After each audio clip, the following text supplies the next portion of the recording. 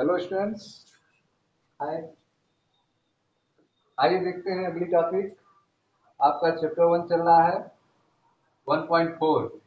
Chapter 1 का चौथा heading है आपका प्रेरण द्वारा आवेशन। ठीक है, प्रेरण द्वारा आवेशन इसमें हम लोग पढ़ेंगे कैसे जो है हम लोग प्रेरण के द्वारा आवेशन करते हैं, प्रेरण के द्वारा कैसे चार्ज हम उत्पन्न करते हैं, इसके बारे में हम पढ़ेंगे। इससे पिछले वीडियो में हमने आपको बताया था कि कैसे जो है प्लस और माइनस आवेश उत्पन्न करते हैं, जिसमें आपने देखा था प्लास्टिक की छड़ थी, आबनूस की छड़ थी, जिसको हम लोग बिल्ली के खाल पे रगड़ रहे थे, जिससे उस पर निगेटिव चार्ज उत्पन्न हो रहा था। कांच की छड़ थी जिसको हम रेशम के कपड़े से रगड़ रहे थे, जिससे उस पर धनात्मक चार्ज उत्पन्न हो रहा था। वहां पे जो आवेश उत्पन्न हो रहे थे वे घर्षण के कारण उत्पन्न हो रहे थे, रगड़ने के कारण उत्पन्न हो रहे थे। यहाँ पे आप देखेंगे प्रेरण के द्वारा आवेशन में आप देखेंगे इसमें रगड़ा नहीं जाएगा, घर्षण नहीं किया जाएगा, वस्तु को टच नहीं किया जाएगा, छुआ नहीं जाएगा, बिना छुए हुए आवेश जो है यहाँ पे उत्पन्न हो जाएगा, जिससे घटना को प्रेरण कहेंगे। ठीक है, बिना टच किए हुए आवेश उत्पन्न होगा, जिसे प्रेरण कहेंगे। देखें ध्यान से, फिगर आप देखें, यह धातु का दो गोला है ए और बी। ठीक है, जिसको विद्युत रोधी स्टैंड पर इसको रखा गया है। ए और बी धातु का गोला है, ठीक है, जो आपस में टच पे है, जो आपस में क्या है, सटे हुए हैं। ठीक है, तो विद्युत रोधी स्टैंड पे दो धातु के गोले हैं ए और बी, और इनको एक दूसरे के संपर्क में रखा गया है। ठीक है, अब यहाँ पर एक छड़ लाते हैं, जो छड़ क्या है, धन आवेशित छड़ है। ठीक है, एक धन आवेशित छड़ लाए हैं। ठीक है, और इस धन आवेशित छड़ को हम धातु गोले ए के पास ले जाएंगे, लेकिन उसको टच नहीं करेंगे।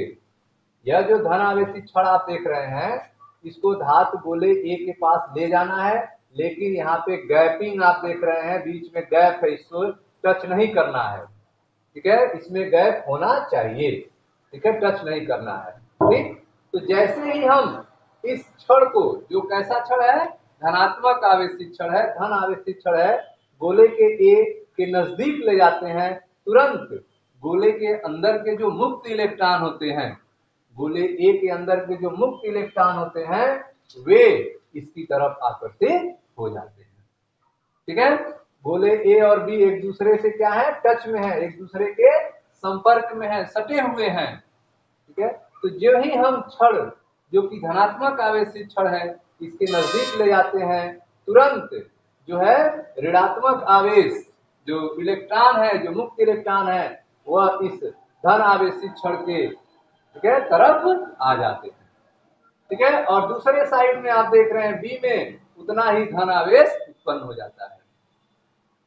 मुक्त इलेक्ट्रॉन जो है, दोनों धातु के गोले आपस में टच में हैं, तो जब ही हम छड़ को ले जाते हैं, धनात्मक आवेशित छड़ को इसके नजदीक, तुरंत आप देखते हैं कि ए का जो धातु का गोला ए है, इसका बायां सिरा जो है ऋण आवेशित हो जाता है, और बी का दायां सिरा जो है धन आवेशित हो जाता है। ठीक है, अब जो है इनके बीच जो यहाँ पे आपस में सटे हुए हैं, उनके बीच की दूरी हम बढ़ा देते हैं, एक दूसरे को अलग कर देते हैं। ठीक है, तो अब हम धातु गोले ए और बी को अलग कर दिए हैं। धातु का गोला ए और बी है, इनको हमने अलग कर दिया। ठीक है, बी वाले फिगर में आप देखें एक दूसरे से सटे हुए थे, अब हमने अलग कर दिया। जब हम इनके बीच की दूरी हटा अलग कर देते हैं, इनके बीच में गैप क्रिएट कर देते हैं, तो आप देखते हैं यह जो आवेश है यह उतना बने रहते हैं। ठीक है, ए पर ऋणात्मक आवेश और बी पर धनात्मक आवेश आपस में बने रहते हैं। ठीक है, इनमें कोई परिवर्तन नहीं हुआ है आवेश में। इस छड़ को हम इसके पास ही रखे हुए हैं, छड़ को पास ही रखे हुए हैं। अब हम क्या कर रहे हैं, यह जो धन आवेशित छड़ है इसको हटा दे रहे हैं, धन आवेशित छड़ को हटा दे रहे हैं। अब डी वाले फिगर में देखें, धन आवेशित छड़ को हटा दिए, तो जैसे ही हम धन आवेशित छड़ को हटाएंगे, यह जो ए का दाहिन बायां सिरा ऋण आवेशित था, अब यह ऋण आवेश इस साइड में चला जाएगा, दाएं में, और बी का जो धन आवेश दाहिना था वह शिफ्ट होकर बाएं तरफ आ जाएगा। फिगर में देखें सॉरी, तो यहाँ पे यह परिवर्तन हो जाएगा। डी में आप देखें, जैसे ही हम छड़ को हटाएंगे धनावेशी छड़ का, यह आवेश एक दूसरे के नजदीक आ जाएंगे, आवेश एक दूसरे के नजदीक आ जाएंगे। यह आपका धातु का गोला ए था और यह बी था, ए का ऋण आवेश और बी का धन आवेश एक दूसरे के नजदीक आ जाएंगे। अभी आप देख रहे हैं इन दोनों के बीच में गैप है, इन दोनों के बीच में गैप है, दूर है, ठीक है। अब हम क्या करते हैं, इन गोलों को दूर दूर कर देते हैं, इन गोलों को दूर दूर कर दे रहे हैं। बी वाले में देखें, इनकी बीच की जो गैपिंग है, ठीक है, वो हम थोड़ा सा बढ़ाए हैं, इनके बीच की गैपिंग में थोड़ा सा दूर किए हैं। तो आपने देखा कि जो ही हम छड़ को हटाए हैं, यह धन आवेश इस सिरे पर आ गया है और ऋण आवेश इस सिरे पर आ गया है, एक दूसरे को आकर्षित करने लगे हैं विजातीय आवेश। इनके बीच की गैपिंग हम और बढ़ा देते हैं। जब हम इन दोनों गोलों के बीच की गैपिंग और बढ़ा देंगे, तो यह जो आवेश आप देख रहे हैं, यह पूरे सिरे पर फैल जाएंगे। धातु गोला ए का आवेश जो है ऋण आवेश पूरे सिरे पर फैल गया है और धातु गोला बी का धन आवेश पूरे सिरे पर फैल गया है, ठीक है। तो अब आप ई वाले फिगर देखें, यह पूरा गोला का ऋण आवेशित हो गया और यह बी गोला जो है धन आवेशित हो गया है। इसमें आप देख रहे हैं छड़ के आवेश पर कोई प्रभाव नहीं हुआ है, छड़ को हमने टच भी नहीं कराया है गोले से, ठीक है। केवल छड़ की उपस्थिति के कारण जो है, बिना टच किए हुए केवल छड़ की उपस्थिति के कारण आप देख रहे हैं कि धातु के गोले पर आवेश उत्पन्न हो गया है, एक पर ऋण आवेश उत्पन्न हो गया है, ठीक है, और दूसरे पर धन आवेश उत्पन्न हो गया है। तो बिना बिना जो है टच किए हुए आवेश उत्पन्न करना क्या कहलाता है, प्रेरण कहलाता है, ठीक है। तो आप जो है एनसीईआरटी का चैप्टर 1 का चौथा हेडिंग पढ़ रहे हैं। तो इसमें आपने देखा कि विद्युत रोधी स्टैंड पर दो धातु के गोले ए और बी चित्र में दिखाए गए, ठीक है। एक धनावेशित गोले मान लीजिए ए को, ठीक है, इसके संपर्क में सावधानी पूर्वक एक हम छड़ ला रहे हैं जो कैसा है, धनावेशित गोले, ठीक है। अब यह जो है इसमें जो मुक्त इलेक्ट्रॉन होंगे ए में, यह जो है इसके नजदीक आ जाएंगे, इससे आकर्षित हो जाएंगे। तो गोले के मुक्त इलेक्ट्रॉन छड़ की ओर आकर्षित होते हैं, ठीक है। गोले बी के पिछले पृष्ठ पर धनावेश का आधिक्य हो जाता है, गोले का मुक्त इलेक्ट्रॉन छड़ की तरफ आकर्षित होंगे और गोले बी का मुक्त जो इलेक्ट्रॉन होंगे दूसरा सिरा वह क्या हो जाएगा, बी का धनावेशित हो जाएगा, ठीक है। इस प्रकार दोनों प्रकार के आवेश धातु के गोले से आबद्ध रहते हैं, पलायन नहीं कर पाते हैं। यह दोनों आवेश जो उत्पन्न हो रहे हैं, यह पलायन नहीं कर पाते हैं, बाहर नहीं जाते हैं, इसके पास नहीं आ पाते हैं, यह आपस में आबद्ध रहते हैं, जुड़े रहते हैं, ठीक है, जैसा कि आप चित्र में देख रहे हैं। गोले ए के बाएं पृष्ठ पर ऋण आवेश का अधिक और गोले के दाएं पृष्ठ पर धनात्मक आवेश का अधिक होता है। गोले ए के बाएं पृष्ठ पर ऋण आवेश का अधिक क्या आप देख रहे हैं और गोले बी के दाएं पृष्ठ पर धन आवेश का अधिक होता है, ठीक है। गोले के सारे इलेक्ट्रॉन गोले ए के बाएं पृष्ठ पर संचित नहीं होते हैं, ठीक है। सारे इलेक्ट्रॉन जो है गोले ए के बाएं पृष्ठ पर संचित नहीं होते हैं। कौन से इलेक्ट्रॉन आते हैं, जो मुक्त इलेक्ट्रॉन होते हैं, ठीक है, जिन पर नाभिक का आकर्षण बल कम लगता है, जो मुक्त हो चुके होते हैं, वही इलेक्ट्रॉन जो है इधर आते हैं। गोले ए के सारे इलेक्ट्रॉन, ठीक है, नहीं आ पाते हैं। जैसे ही गोले ए के बाएं पृष्ठ पर इलेक्ट्रॉन एकत्र शुरू हो जाते हैं, अन्य इलेक्ट्रॉन इनके द्वारा प्रतिकर्षित होने लगते हैं। जैसे ही गोले ए पर इलेक्ट्रॉन आ जाएंगे, इसके बाद जो इलेक्ट्रॉन आते हैं इनमें प्रतिकर्षण होने लगता है, ठीक है। प्रारंभ में जो इलेक्ट्रॉन आ जाएंगे वो आ जाएंगे, लेकिन बाद में जब इलेक्ट्रॉन आएंगे तो इलेक्ट्रॉन निगेटिव प्रतिकर्षण होने लगेगा और कुछ समय बाद इनमें साम्यावस्था स्थापित हो जाएगी। कुछ क्षण में आकर्षण के कारण और संचित आवेश के कारण प्रतिकर्षण के बीच साम्य स्थापित हो जाएगा।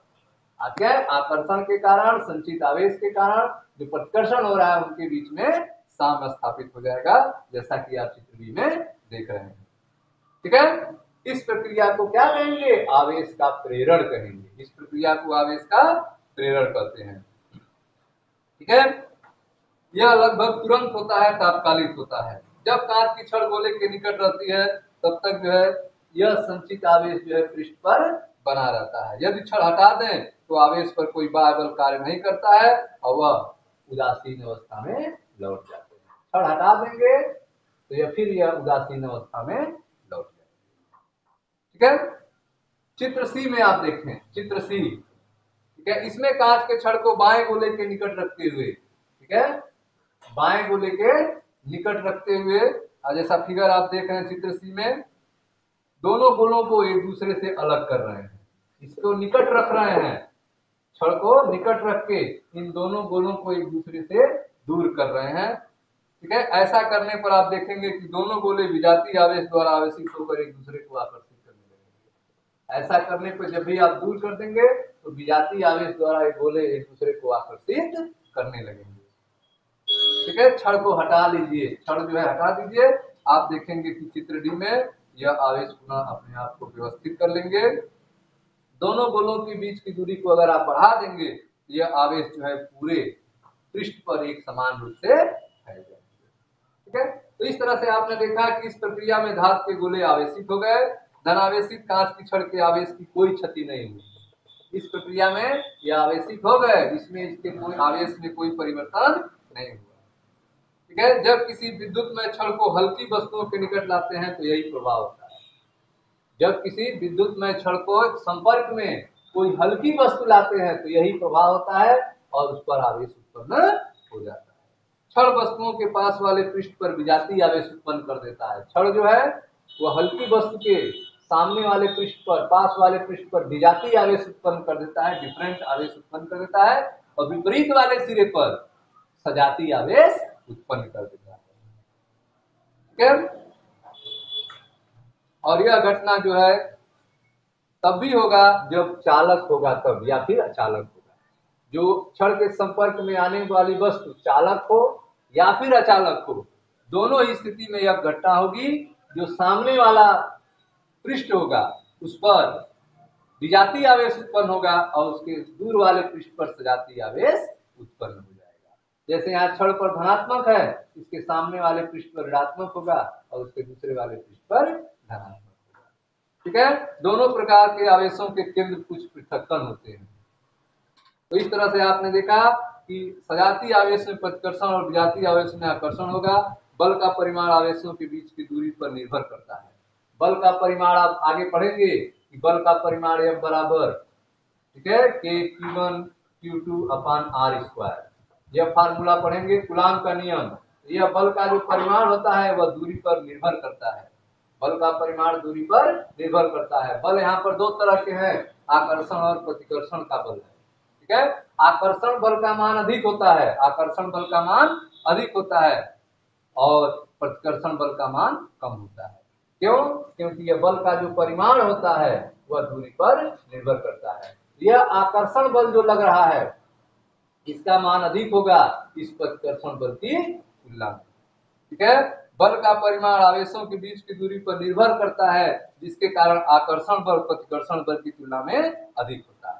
आकर्षण बल प्रतिकर्षण बल की तुलना में क्या होगा? अधिक होगा। इसीलिए छड़ के पास हल्के वस्तु आकर्षित हो जाते हैं। आकर्षण बल अधिक होगा, इसीलिए हल्के वस्तु जो है छड़ की तरफ आकर्षित हो जाते हैं। कागज के टुकड़े, सरकंडे की गोली आदि हल्के होने के कारण छड़ की ओर क्या होते हैं? खींच जाते हैं, छड़ की ओर खींच जाते हैं। हल्के होने के कारण छड़ की तरफ आकर्षित हो जाते हैं। क्यों? क्योंकि आकर्षण बल प्रतिकर्षण बल की तुलना में अधिक होता है, इसीलिए ऐसा होता है। ठीक है, अब एक उदाहरण दिया गया है 1.1। ठीक है, इसमें आपको पूछा गया है किसी धातु के गोले को स्पर्श किए बिना कैसे धनावेशित करेंगे। धातु के गोला है और उसको स्पर्श किए बिना कैसे आप उसको धन आवेशित करेंगे। ठीक है, तो आइए इसको हम लोग देखते हैं कि कोई धातु का गोला है, कैसे इसको हम करेंगे। यह आपका एग्जाम्पल एक है बुक में।